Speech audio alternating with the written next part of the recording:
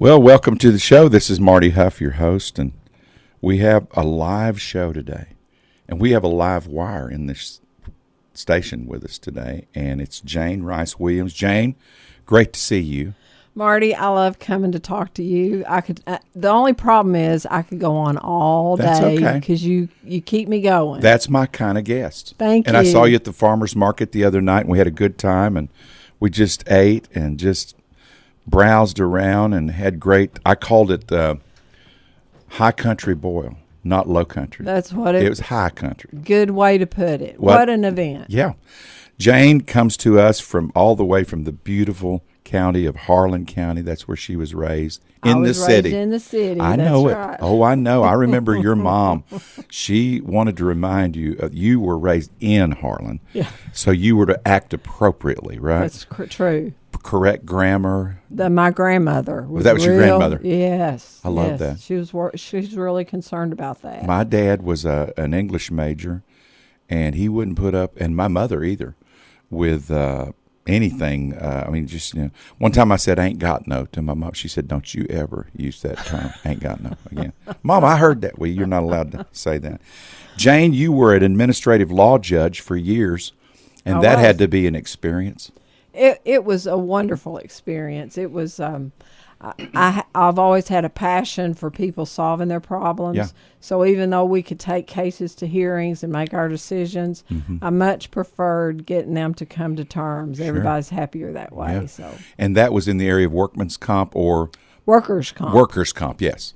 And what about black lung? I was mentioning to some people off the air that you affiliate or knew of in that area that helped in the area of black lung settlements and those kind of things. Was that your area too? Well, that was part of it, and there was a case that held everything up for a few years, and actually brought black lung legislation back into the picture. So yeah, we got into a lot of that towards the end. You saw some characters, didn't you? I did, and one of the things that I handled a whole lot was medical fee disputes. So the opioid epidemic, the dope sick. There's nothing in that series that's not so accurate. It was so sad. That is a TV series, or whatever? It's a TV series with Michael Keaton. Oh wow! Very, very good. I've got to watch that. Yes, it's Mom and I will probably watch that now. That sounds good. Anyway, you have a great story. You have I will call it an exciting story, but it's not been easy for all the things that you've seen and gone through in your own personal life. You are the founder and director of Parkinson's in Motion. That's the thing that that's how I met you. Right. And that was the cause, if you will. That's right. And it's an exciting thing, what you're doing and the energy you have. And I would never know that you had it or had been going through it. But how has your experience been physically? How are you doing? I'm doing so well. I thank God every day for. I feel really compelled to do everything I can do while I can do it. Mm-hmm. Sometimes I wonder if that's why God's keeping me so healthy. Mm-hmm. But I work at it every single day. I exercise every single day. But I feel great. The evenings, I slow down. Right. I have to use a walker to get down the hall during the middle of the night. Mm-hmm. But most of the time, I'm able to do almost all I want to do. Jane, your whole thing revolves around the idea of motion. How important is motion to people, generally speaking? Well, it's important for all of us. Yes. But Parkinson's causes your whole body to just close in. Mm-hmm. It causes you to just shrivel up and hunch over and bend over, and to keep big motions and keep moving and not sit still is crucial. Yeah. Crucial. So what do you do personally? I mean, I'm being personal here, but what do you do? I walk a good walk down at Veterans Park, which we love. I know that park. You do. I know. My wife loves that place more than anything in this whole county. Unfortunately, they were having to clean up graffiti down there this morning, but that's those knuckleheads. I know. We try, but anyway, I do that. I do a lot of stretching. Yeah. I keep moving as much as possible. I Okay. try not to take shortcuts on anything. So walking, exercise, Yes. other than walking. Well, cycling is bicycle riding, and I have a stationary bike for safety reasons. I used to road bike, but I'm not doing that. We do some trail riding. But Jane, it seems to me that motion, in and of itself, should be simplicity. I mean, it shouldn't be complicated. No. You know, people get into all these regimens of Right. working out and all that. My thing is do a little bit of, exercise, pull some weeds out of the garden, and then walk. I set a goal for myself several years before Parkinson's that I was going to do something every day, even if it was 5 minutes. There you go. That turns into a habit, and it's always more than 5 minutes. So that's helped me. Well, we're proud of you because, Thank you. I hadn't seen you in a few months or whatever, and I thought, Jane's doing great. I mean, you kind of glow, and I appreciate just how you're staying on top of that with just what you're doing, the simple things that you're doing. But I know it's been hard. Now, this Parkinson thing is really, there's a lot of new information on it, There and is. it's growing. Is that right? It is, and I talked to one of the drug reps that's helped us out, and she said, "You just sound so much better than you did for a while." Mm-hmm. It took me a while to realize that I'm going to have help, and there are plenty of people that say, "What can I do? What can I do?" But I mean, I worked in the legal field for over 25 years. I've always had a secretary and a paralegal, and so now I'm still going at that same pace, but I don't have a right hand to hand it off Right. to. That'll happen. Yeah, do we want to take just a second and just say what you would need if someone out there listening today would be interested in helping you and they've just got a heart for it, or the Lord, the Holy Spirit leads them that way? Probably what we need is money to hire somebody. Yeah, okay. And we need to figure out Somebody sponsor that. somebody to sponsor someone. If I had someone for a few months that knew about grants and all of that to help me, Sure. they could fund their own position forevermore. Okay. And I know we're going to get a little help from the Fox Foundation, Okay. Michael J. Fox Foundation, but we were going to need more. Yeah. So it is growing now. What do you attribute to the growth of it? What's causing this? Well, see, growth? Parkinson's I was diagnosed in 2016, and the numbers were way off then, but they have found out that it's gone from where they're saying several million people worldwide to now it's 6 to 10 million, and it's growing at exponential rates. They've discovered that when I was diagnosed, it was considered to be a genetic. Who in your family has Parkinson's? Right. I've actually had genetic testing through the University of Indiana. There is nothing in my genetic makeup to indicate that I would have Parkinson's, but the people that do are about 15% of the population have a genetic mutation, and only 1% of those end up with Parkinson's. Okay. So all the other 99%, where's it coming from? We know the chemicals that it's coming from. One place is the air. Air pollution. Parkinson's was discovered in 1817 by Dr. Parkinson's. Okay. And that smog in London, they thought it was the weather. Well, it was the pollution. You're talking about England, I hope. London, England. Okay. I am, and thanks for clearing that up because No. we have such a beautiful place. Don't pay any attention to that phone. We're always busy around here. Okay. And so they know that the air that we breathe is one problem, but these chemical pollutions there's a chemical called paraquat that has been found. It's been banned in China, has banned the chemical, and it's still going. Then it's got to be bad if China has said. It's been last year. It was reapproved in this country, and it kills the weeds that Roundup leaves behind. Now that's scary. Yeah. So it's in our food. It permeates into the soil. So farmers, of course, are at higher risk of Parkinson's than most people. Right.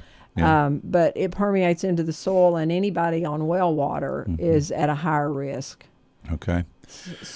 What was the story we were talking about it a little bit ago about a little boy that somehow Oh. came in contact with Well, the EPA says even though the EPA is this chemical stays legal on our market and they won't take it off the market, their own website says one sip will kill. And the reason they say that is because there was an 8-year-old boy that his brother or someone had put a little paraquat. You know how you find a can in the garage and you put some scrap in it? There was a Pepsi can or some soda can, and the little boy took a sip, and 2 days later he was dead. So the EPA's own website tells this, but then they won't take it off the market.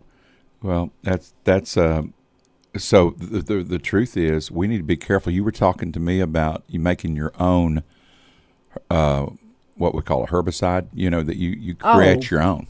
I've got a mixture of vinegar and salt, and I guess it's vinegar and salt and water. I haven't made it in a while because I keep a big thing of it. Yeah. I spray it around. It turns the weed brown on top. It doesn't kill the root, but it's easy to pull at that point. Okay. That's all I use. Okay.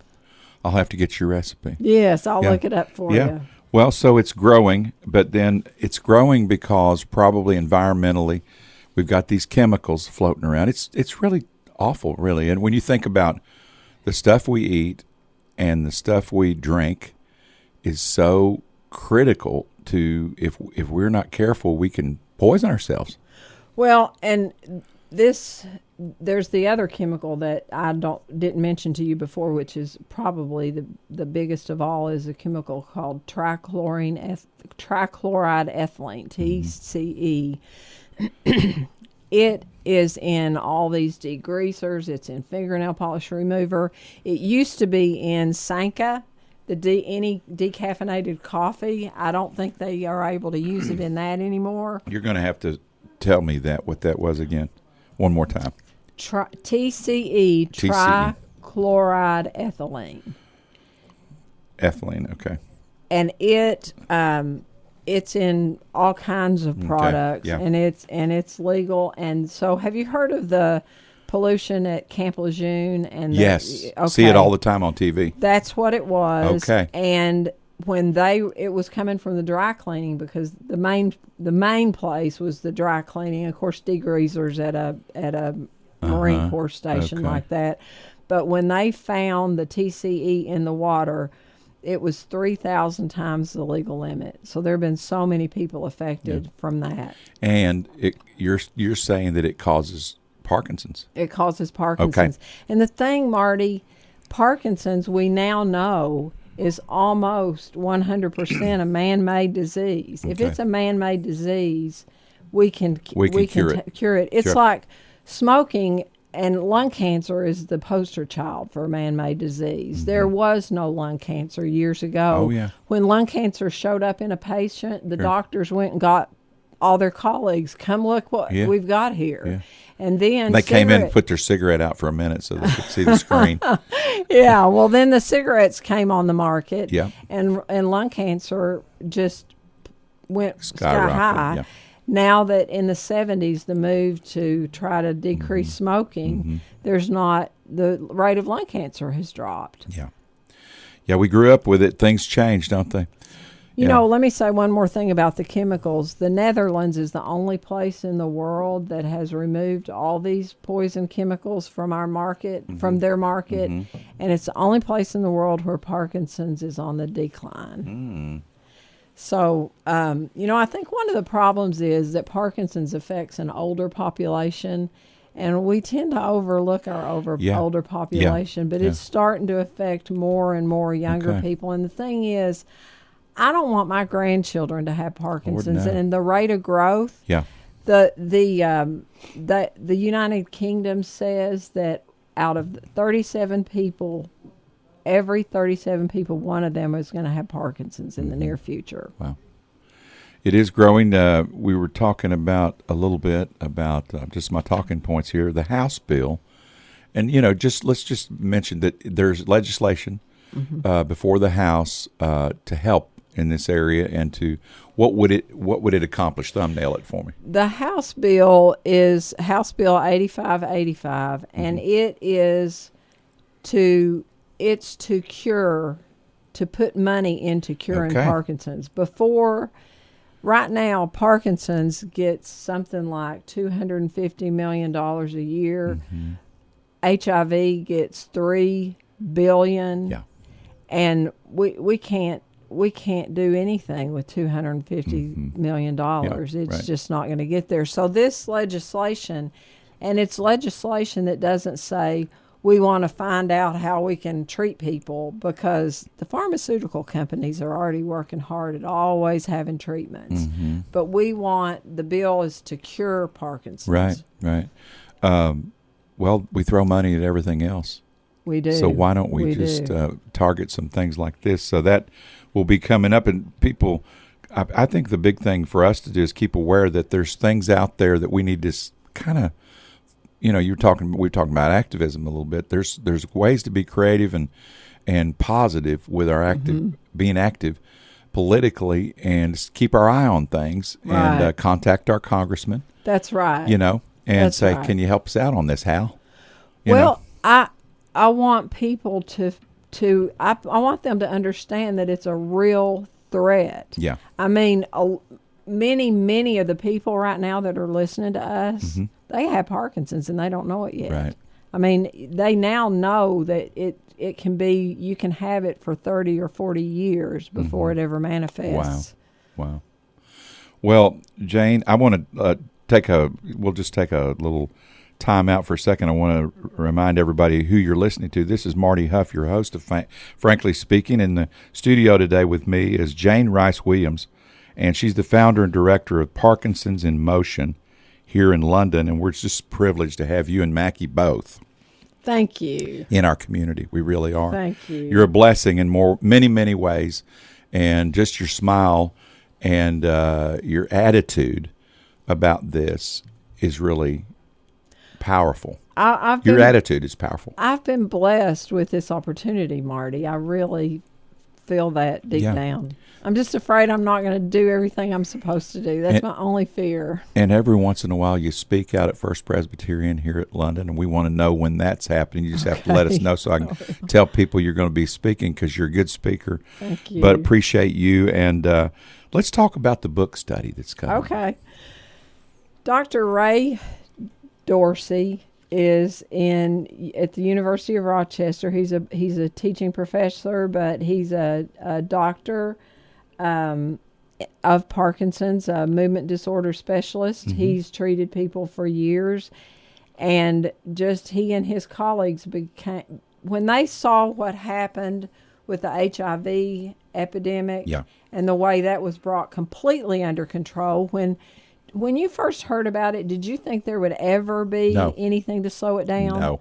I thought it was just going to take it over. Yeah. Just we're gone. And then somebody like Ryan White gets HIV, and they start to look at it a little bit more, and they get it funded. Once it's funded, you can get it to where it's undetectable in your system for most people. So they got passionate about trying to do that with Parkinson's, and knew that you would have to unite. Silence equals death is what the HIV community said. Okay. The polio community, March of Dimes, they flooded the White House. Now polio's gone. Yeah. So Ray Dorsey wrote this book with his colleagues, and it's called Ending Parkinson's. It's a simple, it's an easy read. It's an interesting read.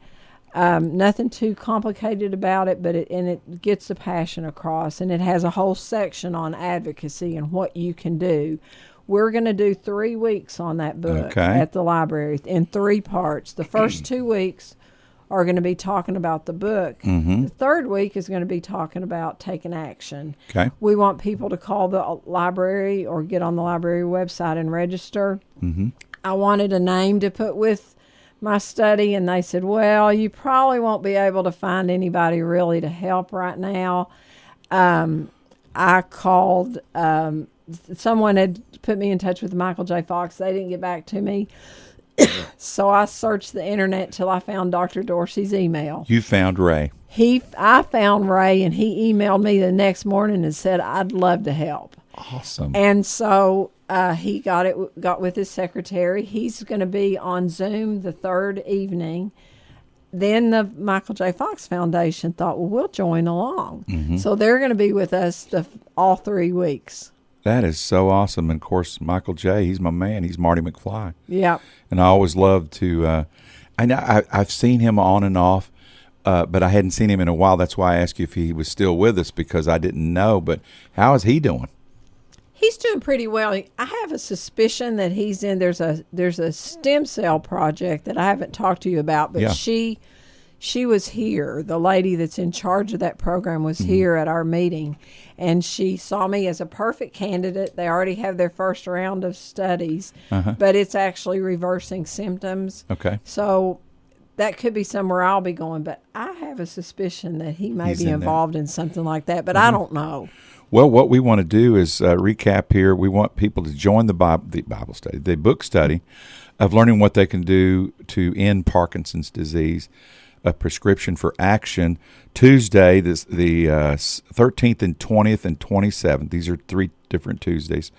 13th, 20th, 27th from 5:30 to 6:30 in the community room of Laurel County Public Library. And, of course, there'll be a Zoom discussion with, is it Julia Worcester? Worcester. I'm not sure how she... And then Ray Dorsey. But this is one I want to try to attend if I can. September 13, 20, 27. How would they, do they need to call ahead or anything? They do need to call ahead. And if the library says there's only room for 11, don't pay any attention, because the community room's pretty big. But just let them know you're coming. Let them know you're Yeah, coming, absolutely. because they need to know that. And Great. they do have some books available at the library. Or you can order the book on Amazon. I actually order used books a lot of times on Amazon, and one of the used books I ordered was autographed by Ray. Yeah, great. Ray looks like a great guy, and that book looks interesting. But we can get in on the book study by just calling the library and say, I'm interested in the Ending Parkinson's Disease book study, and then they'll put you down. That's right. Or you can get on their website. And then that starts on the 13th, and they'll go 13th, 20th, and 27th, consecutive Tuesdays. Let's talk about one other thing, Jane. PACT, P-A-C-T. Tell us about PACT. Well, PACT is something that's kind of from the book. They're trying to create this whole united front advocacy, and that's what this is. P is for prevent, and prevent, of course, is about taking the chemicals off the market, wearing a helmet, and doing what you can to keep yourself in good shape. Okay. A helmet when you're bicycling, when you're doing anything like I guess hiking and things like that. Well, I don't think necessarily for that, but where there's a risk of being depends on where you're hiking. Right. Yeah, exactly. Yeah. If you're climbing Mount Everest, yes. It's so interesting you say it, because my father-in-law, before he passed away, was hit with a limb. He's a farmer out in Illinois. And a limb, he went under a tree with his, he was out on his tractor and got hit in the head. A limb either fell or something. Boy, he was in misery till the day he died. Wow. And, of course, you can't help everything, but the head is so critical to not have an injury to the head. If you do, you're at risk. Yeah, that's what happened to Muhammad Ali. He had all that head trauma. Yeah. So repeated trauma causes that same loss of dopamine. So preventative, and then advocate, and that's what we're doing right now. Is trying to. Yeah. People need to understand that it's not just their grandparents who are going to have problems with Parkinson's. Yeah. It's everywhere. Absolutely. Then the care. We need to provide better care for our Parkinson's people. They're just, since the pandemic, we now have what am I thinking of? Telemedicine.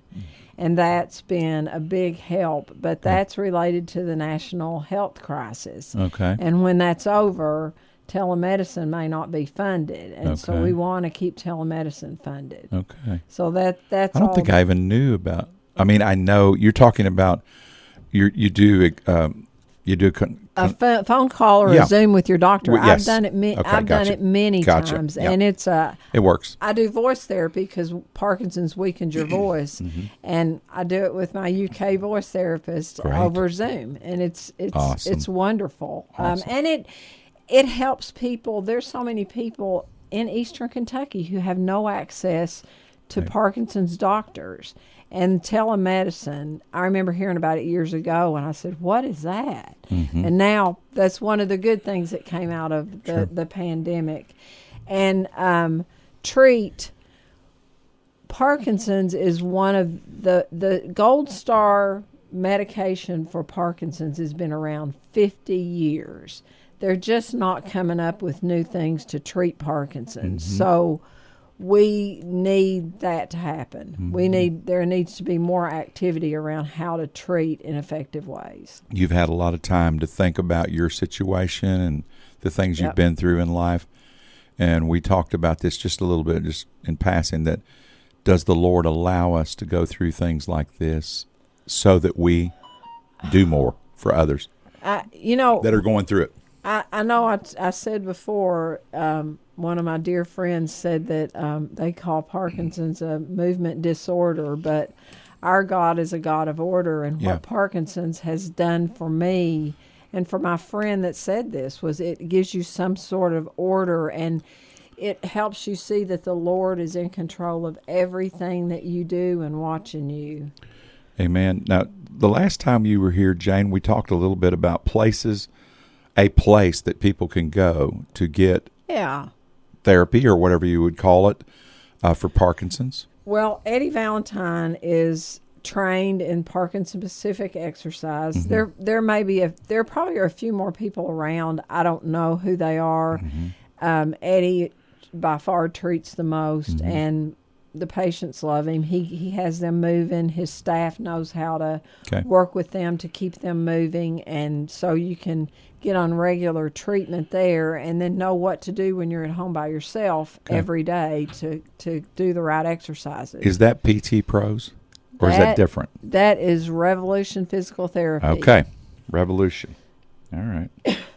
And it's out on, is it Commercial Drive? I always get. Is always it call behind Walmart? No, it's that one? behind, it's 25 Cumberland Valley National Bank on 25. Okay. Just past South Laurel. All right. Okay. Yeah. And it's the road that runs between 25 and 229. Gotcha. Durham's Barbecue. You got me right there. I mean, that sounds like a great combination. Go and get you some barbecue and working out a little bit. Well, work out first and then relax with the barbecue. Jane, it's been a joy having you. Always is. And we want you to keep us posted.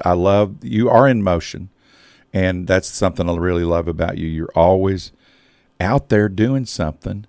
And it's just, we used to, there's a story, real quickly, of a fisherman who he always had the most freshest fish when he'd come out from the ocean or sea or wherever he was at. And they said how all the other fishermen's fish, it was hot, would die before they'd get to shore. They'd put them in their little container, vats or whatever. But his always were fresh. And he said, how do you keep your fish so fresh? They're always great when they come to market. They're in great shape. He says, I got a little secret. Let me show you. And he took them down on the boat, and they looked down in the little hold there. And in the big tank was a great big catfish. He says, I put my fresh fish in there, and that catfish chases them. And as long as they're moving, That's good. that oxygen is stirred up, and they're staying alive. And he said, that's my secret. That's and a I was good just thinking story. that really motion is what keeps us alive. Yep. And we've got to be in motion. Jane, God bless you. Thanks so much. Thank you, Marty. God so bless you. much.